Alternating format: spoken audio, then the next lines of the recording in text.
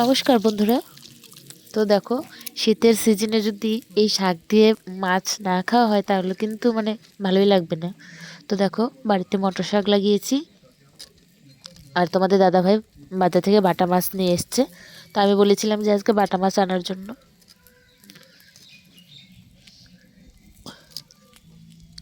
কারণ বাটা মাছ দিয়ে না মটর শাক দিয়ে দারুণ টেস্ট লাগে। তোমরা কে কে খেতে ভালোবাসো অবশ্যই কমেন্ট করে বলে দিও।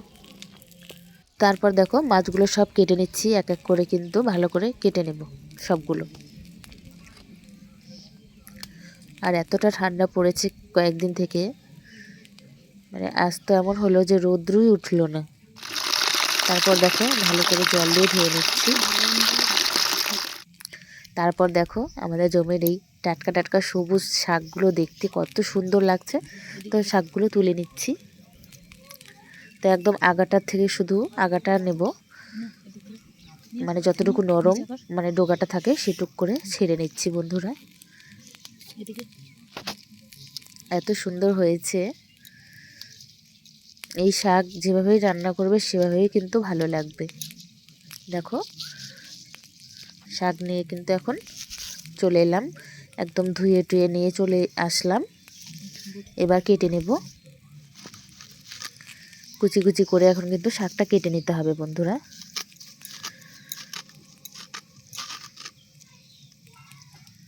তো দেখো, এভাবে কুচি কুচি করে কেটে নিচ্ছি।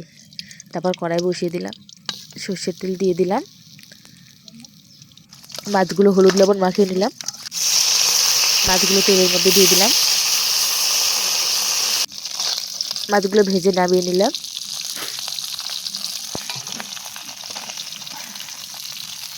লাল লাল করে মাছগুলো ভেজে নিতে হবে।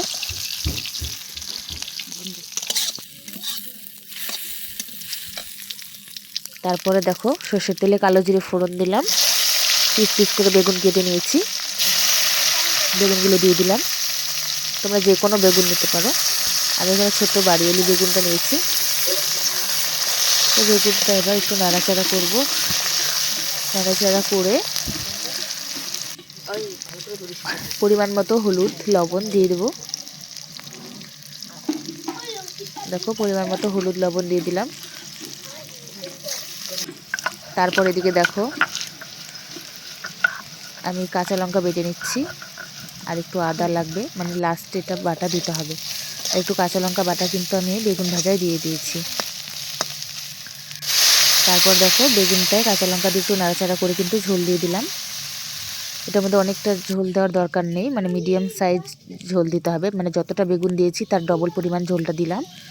তারপরে দেখো, এই জলটা যখন বলকাবে ঝোলটা, তখন কিন্তু এই শাকটা কেটে রাখা সেটা কিন্তু দিয়ে দেবো।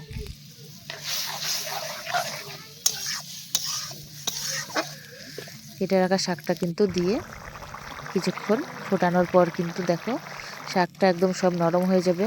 তখন কিন্তু মাছটা দিয়ে দিতে হবে।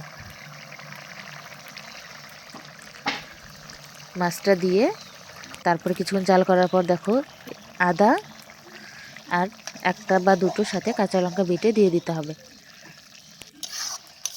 দিয়ে একটু নাড়াচাড়া করে লবণটা দেখে নেবে, দেখে নিয়ে বাস নামিয়ে দেবে, তাহলে কিন্তু রেডি। আর ভালো লাগলে চ্যানেলটি সাবস্ক্রাইব করে পাশে থেকো নতুন রান্না পাওয়ার জন্য।